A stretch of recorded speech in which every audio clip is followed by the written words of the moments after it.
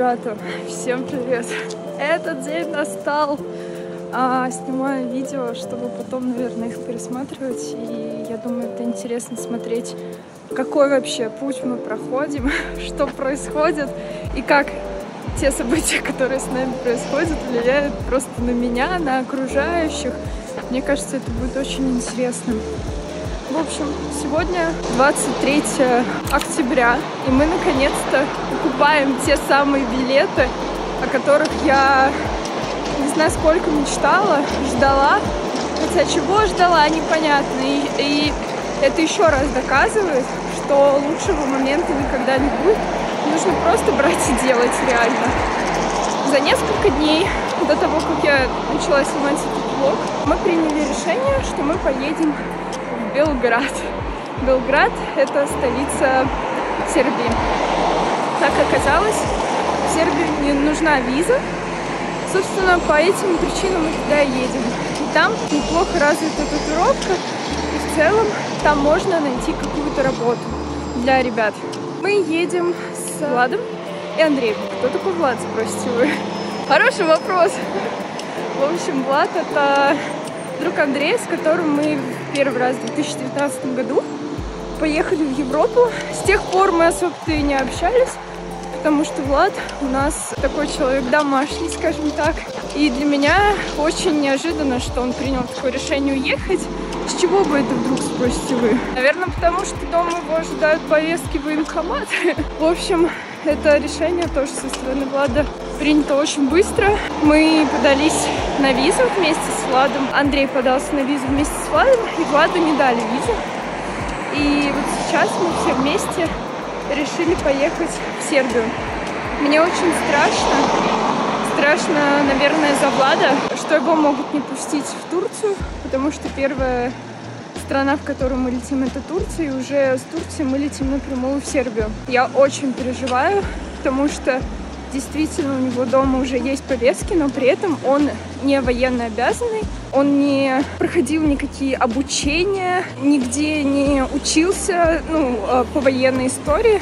И у него в целом есть военник, и есть какая-то там категория, и он не подходит под нынешнюю мобилизацию. На что мы надеемся, спросите вы? Я думаю, что, точнее, Влад думает, что 1 ноября отменят мобилизацию, потому что начнется призыв. Я, если честно, сомневаюсь, что ее могут отменить 1 ноября. Но если так будет, конечно, классно. А если нет, то мы будем просто надеяться, что все пройдет нормально, потому что это реально очень странно, что человека могут не пустить на самолет, потому что я просто не понимаю, как в современном мире может происходить то, что происходит сейчас. И для меня это супер ненормально, супер непонятно. Я пытаюсь любыми силами как-то избежать этого соприкосновения с такой реальностью. И поэтому я надеюсь на лучшее. Мы уже нашли жилье в Белграде. Стоимость там сейчас больше, чем обычно. Квартиры стоят около 800 евро. Но мне сказали ребята, которые там живут, обычно квартира должна стоить 500-600 евро. Посмотрим. Сегодня мы купим билет, я обязательно засниму. Кстати, Влад не знает, что я так волнуюсь за него, потому что, мне кажется, не стоит показывать свое волнение человеку, которого реально могут ждать такие неприятности. Я просто буду надеяться на лучшее. И думаю, что у нас все получится. Я надеюсь.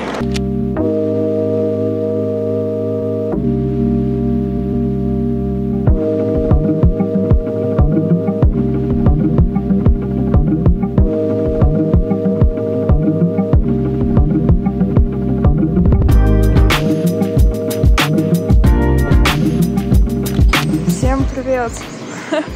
Вы в Турции! О, боже мой! Перелет был очень долгий. Мы ехали на Сапсане до Москвы, с Москвы в Анкару. Сейчас у нас пересадка 22 часа. Из Анкары мы летим в Белград. Как проходил паспортный контроль? В целом, не считая некоторых подробностей, которые мы опустим, все было очень хорошо. У парней вообще ничего не спросили, у меня тоже. И все максимально спокойно. То есть, для себя я поняла, что самое страшное — это пройти зеленый коридор, хотя там ничего нового, там просто тебя вбивают в базу данных и все. Сейчас мы только что почти приехали, заселились в очень забавный, не знаю, хостел. Здесь везде ходят бродячие собаки, петухи. Короче, обстановка такая очень интересная. Сейчас думаем перекусить. Хотели поехать в Анкару, в центр, потому что мы сейчас около аэропорта, но решили так не делать. На ближайшие дни задача покушать, более-менее отдохнуть, подключить мою симку к Инстаграму, к Фейсбуку и, наконец-то, начать делать рекламу. Сейчас я вам покажу, что здесь происходит. Во-первых, меня просто окружили собаки. Я думаю, точнее, я надеюсь, они не бешеные. Так, петухи. И вот так выглядит наш хостел, я не знаю. Местность, конечно, очень интересная. Похожа, наверное, на Сочи. Только не так плотно застроено все. И вон там мечеть. Нас уже обманули, кстати. Когда мы ехали с аэропорта, нам сказали, что такси будет стоить 17 лир, но стоило 100. В целом мы перевели 100 лир в евро, и это оказалось очень мало, поэтому ничего страшного. Ах да, я забыла сказать. Самое классное, что здесь есть солнце. Когда мы приземлились, я просто офигела от того, что мы видим солнце. Я так давно реально не видела его, что кажется, что мы вообще в каком-то другом мире. И это очень классно. Солнце — это кайф. Ребята, доброе утро. Времени где-то 6 утра. Мы в аэропорте Анкары. Добрались, в принципе, без приключений. По поводу такси. Здесь не всегда работает Uber. Нам так и не удалось вызвать такси в Анкару, потому что мы хотели вчера поехать в центр, но так и не смогли вызвать такси, поэтому решили остаться на районе около аэропорта. И утром нам вызвала такси наша прекрасная админ нашего отеля, и мы беспроблемно доехали. Такси стоит примерно 100 лир до нашего дома, недалеко от аэропорта. Это примерно 300 рублей. В целом цены здесь, конечно, намного дешевле, чем в России, потому что, например, вчера мы купили курицу и какие-то еще штуки для ужина. И мы заплатили всего 100 лир, это, опять же, примерно 300 рублей. Вот, поэтому по ценам здесь как-то так, но, конечно, мясо и все, что продается, выглядит очень странно. Еще, кстати, странности, вот эти люди в белых одеяниях, для меня это очень странно. Наверное, все они летят в Дубай. Вот, но выглядит это так, как будто они сошли с ума и нацепили на себя белые халаты. Ну ладно. Мы зашли в аэропорт Турции, Анкары. На паспортном контроле у меня ничего не спросили, также просто поставили печать, как и при посадке. Когда мы сюда только приехали, мы тоже отстояли маленькую очередь, нам поставили печать и запустили в город, так и сюда. Сейчас мы уже находимся в зоне зеленый, наверное, это так называется. Ждем объявления выхода на посадку, и уже сегодня мы будем в Белграде. Я надеюсь, у нас не будет никаких приключений с заселением, потому что не смогла самостоятельно договориться с хозяином в Airbnb. этот сайт заблокировал меня, потому что я пыталась это сделать с России. И моя подруга Настя договорилась с хозяином, и как бы мы едем от ее аккаунта. Я надеюсь, не будет никаких проблем с объяснением, почему это так и где Настя. Вот. Но, в принципе, по идее, такого не должно быть. Как мы заселимся, я обязательно посниму наш номер.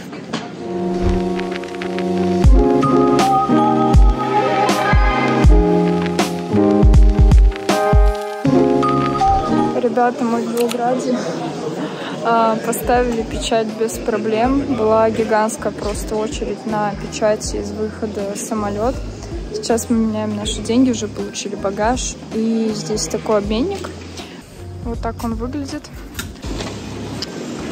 Выход с аэропорта, конечно, очень интересное такое чувство, что просто ты находишься на какой-то стройке. Так, вау. Такой туалет прикольный. Прикольно.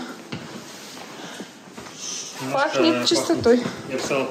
И бабушкой. Запаренная немножко, да. Блин, ну... Картинка неплохая вообще. Очень прикольно.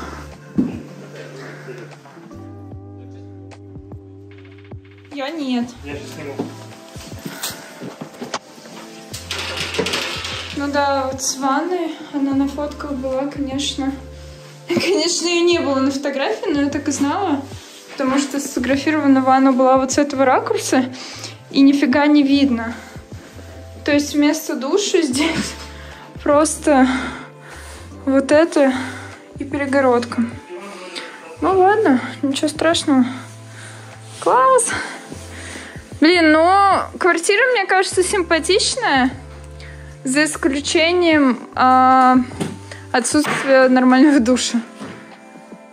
Ну, в целом очень красиво, да? Вау! Это что, печь? Очень круто. Классно. Сейчас здесь, в Белграде, 14 где-то градусов, и очень солнечно. Люди ходят без шапок, дети ходят в каких-то не очень теплых курточках, и это прекрасно, потому что в Питере уже шел снег, в Москве тоже шел снег, а вообще это очень странно, потому что сейчас 10 ноября, и на улице очень солнечно, и, конечно, это поднимает настроение. Ты просто, немного у тебя взрыв мозга, потому что буквально 3 дня назад все было совсем в других красках. И, конечно, сейчас, смотря на вид из моего окна, я просто туда безостановочно смотрю. Хочется прям скорее идти гулять, что-то делать, изучать местные райончики. А в Белграде, мне кажется, по общему впечатлению, конечно, намного лучше, но сейчас тоже ничего не понятно, потому что прошло буквально, наверное, несколько часов, как мы заселились, и мы еще не выходили на улицу. Кстати, впечатление о квартире тоже абсолютно другая среда обитания для меня, потому что в Питере мы жили в большом доме, вы видели все эти типичные квартиры, и здесь ты заселяешься в абсолютно другой тип здания, и это тоже очень классно, потому что я никогда не жила в таких малоэтажных домах. И мы живем на последнем этаже, и мне нравится, что здесь потолок неровный, что здесь есть такая балка деревянная. Мне кажется, это очень атмосферненько и прикольно. В квартире у нас есть печь. Она, конечно, наверное, не работает, но в целом она, мне кажется, придает уюта и какой-то дополнительной атмосферы. Из минусов: здесь отвратительный душ, как я и думала. То есть он очень маленький. Если вы смотрели мой влог о Сталине последний, вот там такой же душ, только здесь он намного хуже, намного меньше, и это ужасно, потому что нас 3 человека, то есть ладно, ты один, он как бы более-менее успевает просохнуть, но когда вас 3, это просто жесть. Я не знаю, останемся мы здесь, в этой квартире, на последующие месяца. Может быть, мы найдем какие-то еще минусы, но пока в целом Мне очень нравится обстановка. Уже завтра, кстати, я пойду встречаться с моей знакомой, мастером из Москвы. Она тоже здесь. И, кстати, по счастливой случайности она вместе со мной поедет в Берлин. Мы с ней летим на одном самолете.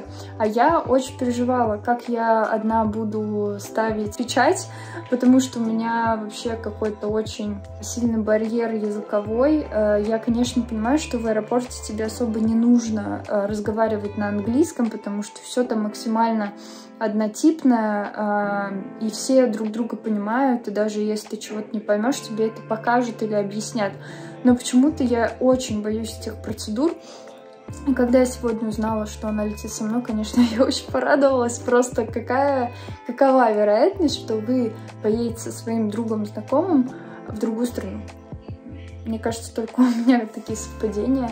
И завтра мы с ней встретимся, поболтаем по поводу работы. И здесь я тоже завтра встречусь с девочкой, которая держит тату-студию, русская.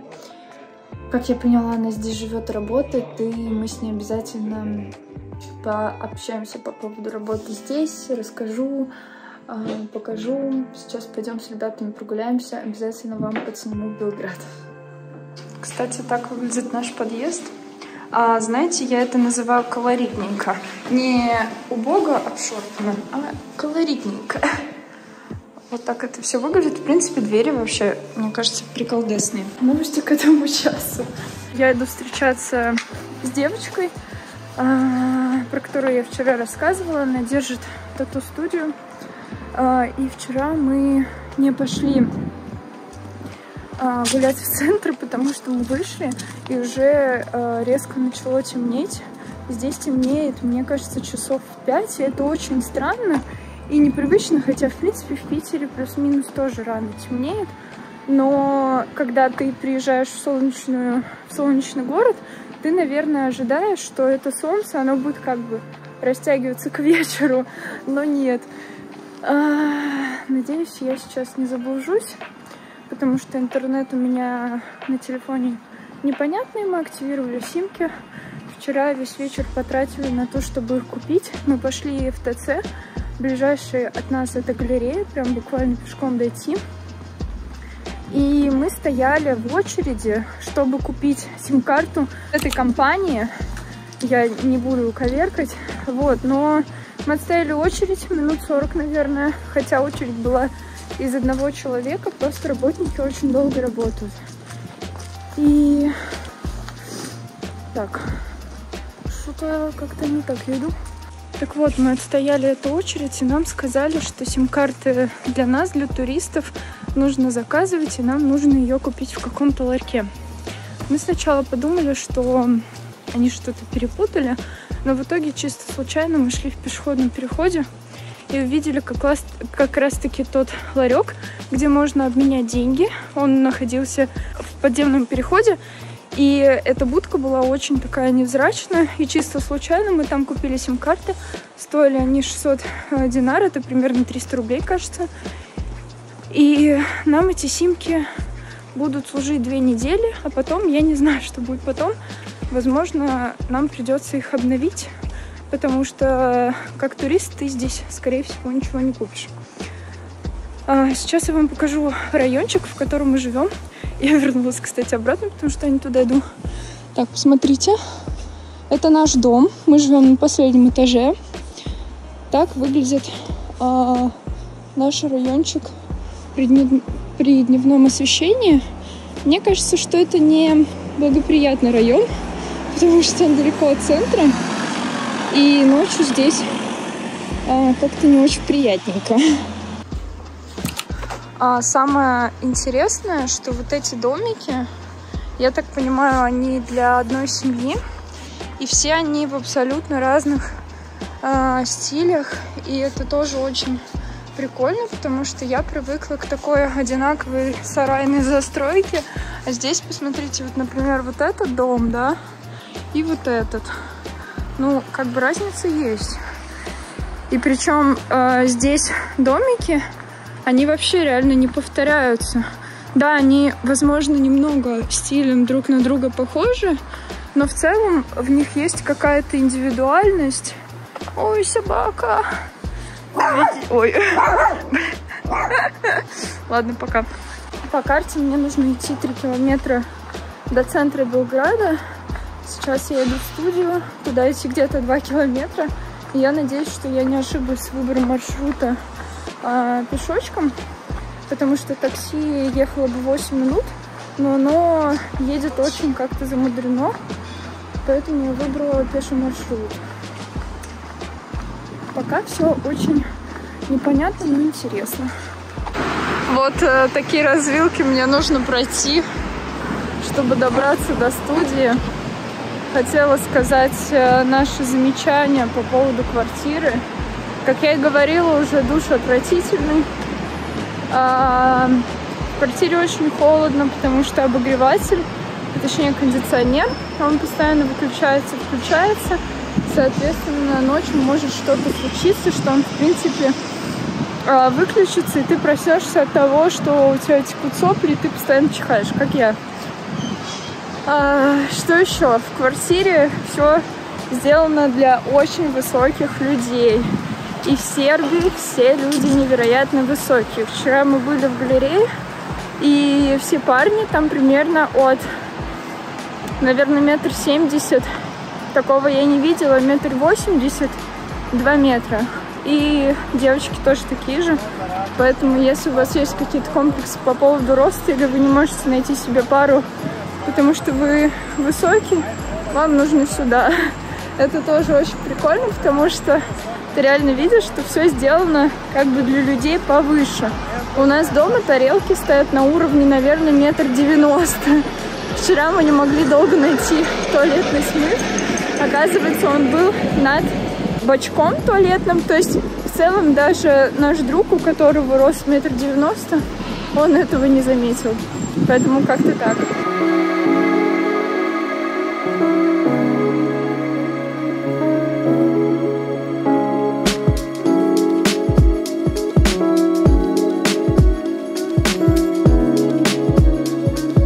Поговорила со своей новой знакомой, ее зовут Катя. Она хозяйка тату-студии, очень приятная девушка. Она старше, чем я, ей 33. И она гражданка Сербии, и у нее есть, соответственно, паспорт. Это очень круто, потому что она сказала, что при хороших обстоятельствах сможет меня взять и сделать мне бэджи. Просто, знаете, прошло буквально несколько дней, и у меня уже такие хорошие знакомства, и меня это очень вдохновляет, радует. И я вижу сразу потенциал и понимаю, что это можно развить намного-намного интереснее и лучше, чем то, как сейчас идут дела в студии. Вот. В общем, встреча была очень классная. Самое интересное то, что студия находится в квартире. Она сказала, у них все какие-то салоны красоты, салоны там маникюра, парикмахерские, они все находятся в квартирах. И это очень, конечно, странно. У них почему-то вот такие витрины, как у нас, ну, чаще всего принято делать в России салоны с витринами. У них такого нет. Вот, это тоже очень удивительно. И хотела еще заметить, немного не в тему, про сербов. Все они очень много курят. И здесь официально разрешено курить в помещениях общественных. И сейчас мы заходили покушать с ребятами, и там все курили. Это, конечно, ужасно, потому что ты чувствуешь себя пепельницей. Мы не курим, и когда, мне кажется, человек не курящий, для него это очень неприятно. Неприятное ощущение. Сейчас мы идем в центр, будем изучать центральную архитектуру Белграда, но у меня уже хорошие эмоции от того, что я вижу и как вообще отличается Сербия от России. Это 100% так. Ребята, мы пришли к центральной пешеходной улице, как мы поняли. Посмотрите, насколько здесь много людей. И сейчас мы уже понимаем, как мы далеко на самом деле живем от центра. Потому что в самом центре это просто капец как людно и вообще какое все другое. Но нас до сих пор поражают высокие люди. Это просто очень заметно. Ребята зашли в русское заведение, называется ТТ Бистро, там не видно. В общем, атмосфера максимально приятная. Посмотрите, какие гигантские порции. Я заказала блины с красной икрой, и Владик заказал... из индейки с грибным соусом и пюре. Спасибо. Сейчас будем пробовать. Мне очень интересно, настоящая ли здесь икра или нет. Но мне кажется, что да. Она реально настоящая. Это та икра, которую я ем обычно на Новый год. С детства. Капец, она очень вкусная.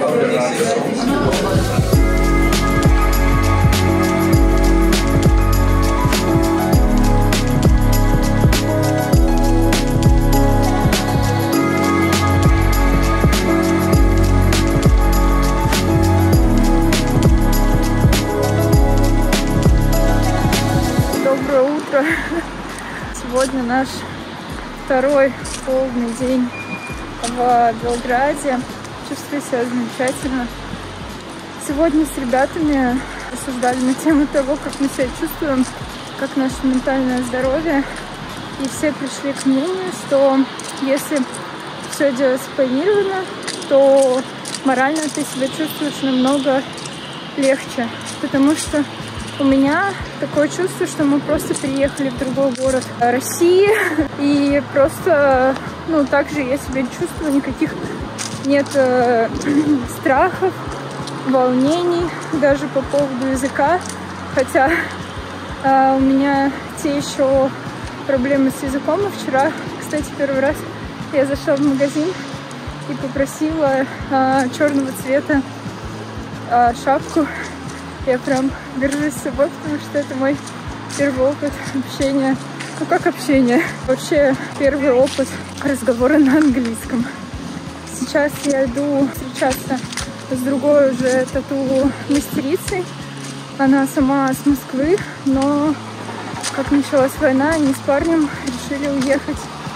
И по случайности она конкретно сейчас находится в Белграде. И это та знакомая, с кем мы поедем в Берлин.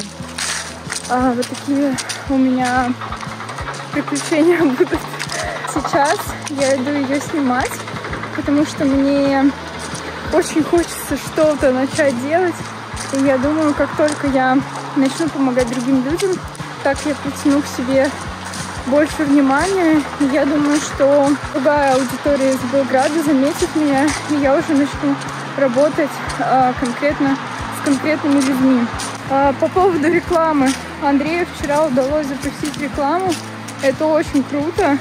Единственная реклама крутится в Фейсбуке, не в Инстаграме, но все равно это тоже очень классно. Вчера уже было много кликов на там несколько реклам. Это, конечно, очень круто. На сегодняшний день у меня по-прежнему нет записей в Берлине и в Белграде. Напоминаю, что в Берлин я поехала для того, чтобы сделать один сеанс моей клиентки. И накануне, когда я уже купила билет и забронировала жилье, она сказала, что она не сможет, к сожалению, со мной встретиться. Но ничего страшного, девочки. Живем. Я надеюсь, что своими активностями я найду себе здесь клиентов. И ребята, кстати, сейчас тоже, Влад с Андреем, активно делают всякие резюмешки, отправляют. Вчера мы, кстати, кушали в ресторанчике, я немного снимала, там, правда, было очень темно, ничего не видно и не слышно. Но этот ресторанчик открыли русские ребята, называется ТТ Бистро. Находится почти в центре Белграда, около зоопарка. И там такая прикольная атмосфера, я почувствовала себя в Питере. И еда там капец какая вкусная. Я так давно хотела попробовать блины с икрой красной. И там икра, она реально та, которую я помню на вкус из детства. И это супер круто, потому что в последнее время я гналась за красной икрой. И я покупала в Финляндии, и она была вообще другого вкуса. А вот именно в этом заведении она прикольная. Кстати, по поводу цен. Например, вчера мы себе заказали еды, и в среднем позиция стоит на рубли где-то примерно 500-400 рублей, даже дешевле чуть-чуть. В общем, цены здесь дешевле, чем в Питере. Добраться на такси почти в любую точку стоит примерно 600 динар. Это где-то 300 рублей. Расстояние здесь пешком, ну, достаточно, знаете, большие. Но я сейчас, вот, например, иду 4 километра пешком, потому что я просто хочу изучить местность. Но на такси такие расстояния можно проехать буквально за 10 минут и заплатить 300 рублей. Это очень классно. В магазинах тоже мы заметили, что мы закупились продуктами, и у нас вышло примерно 600 рублей. Хотя там было и мясо, и овощи, и фрукты. В общем, все подряд. И прикольно, что здесь продукты дешевле, чем у нас. И причем выбора намного больше. Например, вчера я покупала себе малину и заплатила, ну, я думаю, рублей 200. В общем, это очень дешево и классно. Я не помню, говорила я вам или нет о том, как мы решили вопрос с сим-картами. Я помню, что я вам сказала, где мы их купили. Оказывается, это не все приключения. После того, как мы вставили симку, у нас был интернет, мне кажется, где-то в сумме на час. И потом у нас он у всех дружно отключился. И мы подумали, что нас обманули и что-то не так продали. Но на самом деле там нужно было активировать тариф. И там все было на сербском. Соответственно, мы не поняли, что надо сделать. Оказывается, когда ты вставляешь эту симку, там нужно было набрать код и потом еще ответить на сообщение с цифрой 1, и тогда ваш тариф активируется, и вы сможете пользоваться интернетом. Интернета 15 гигабайт, кажется, рассчитано на 2 недели. Но если у вас закончится этот интернет, вы сможете через сайт или в магазине этой сотовой сети продлить свой интернет. По поводу белого картона. В день прибытия мы написали нашему арендодателю, и он сказал, что в течение следующего дня сделает. И да, он сделал нам белый картон. Это все делается онлайн, не нужно идти ни в какую полицию. Я так понимаю, они просто заходят на какой-то сайт, типа наших госуслуг, и на каждого человека оформляют этот белый картон. Мы его скачали онлайн, мы его не печатали, и своему арендодателю мы отправили фотографии наших паспортов, и все. Мне кажется, когда я приеду с Европы, мне опять придется делать этот белый картон, но я думаю, что не будет никаких проблем, потому что весь месяц этот хозяин знает, что мы живем у него. Вот, поэтому как-то так.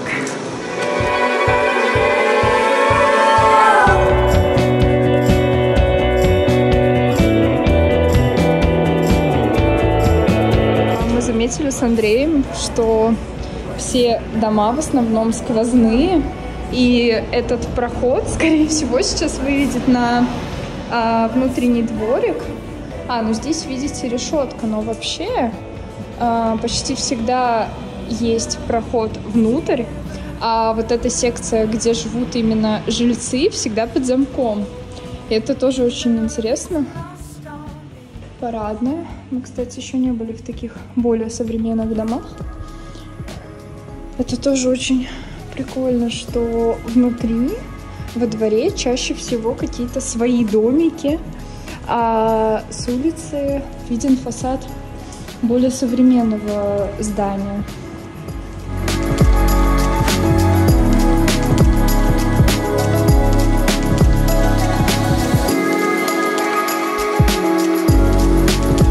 Ребята зашли в какой-то дворик. Посмотрите, как здесь атмосферненько. И, кстати, на многих домах вот эти растения, плющ типа или что это.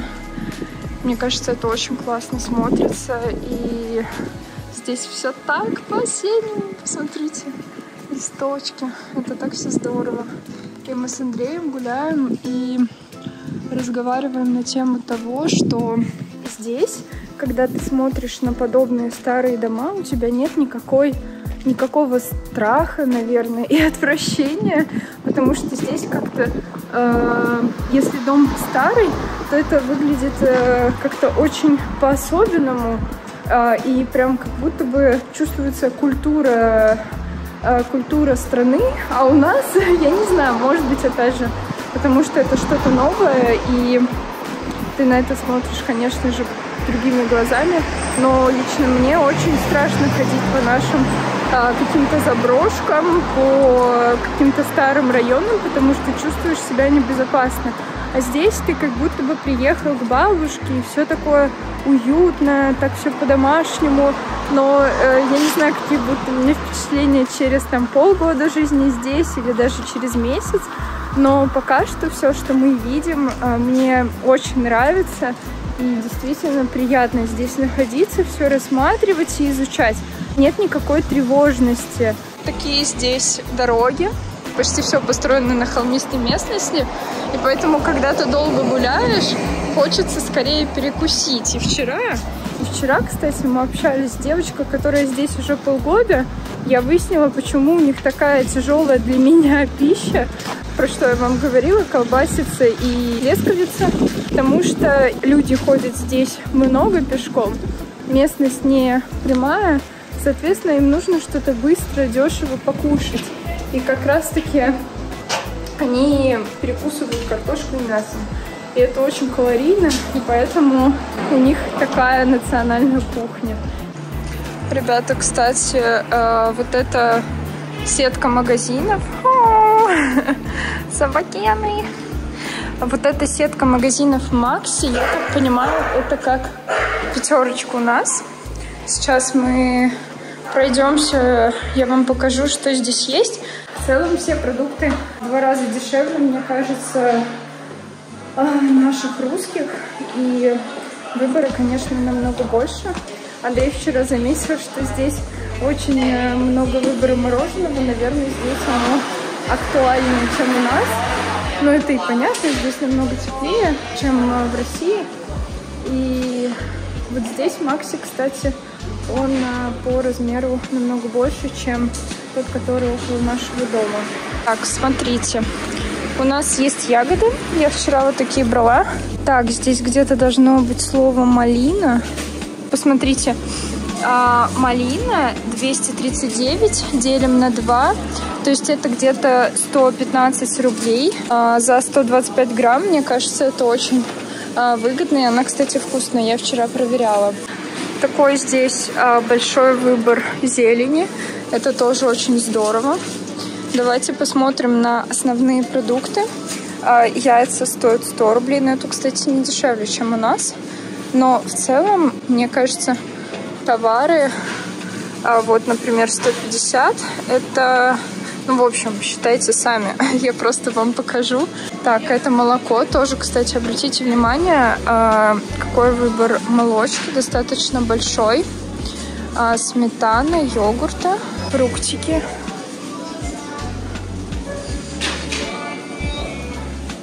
Фрукты здесь 100% дешевле, чем у нас. Потому что они выращивают все здесь.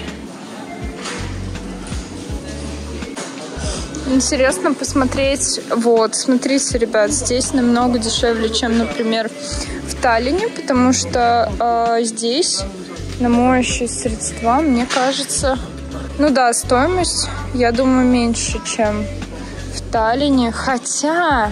Просто я в Эстонии брала зубную пасту за 9 евро. Я думаю, что это дофига. Давайте посмотрим на женские штучки. 100 рублей. Класс. Ну, в целом, плюс-минус, как у нас, но не дороже. Это самое главное. Вот, зубная паста. А еще я заметила, что здесь продукты не продаются пачками, как в Европе. Это очень удобно. Потому что я вам рассказывала, что я хочу купить единичный товар, и на меня всегда смотрели в супермаркете максимально странно, но здесь такого нет, и это очень классно. Моя любимая пепса 30 рублей. Очень здорово. Ребята, посмотрите, сколько стоит мой любимый Kinder Bueno. 50 рублей, а у нас стоит 80 с чем-то. Просто перекус чемпиона.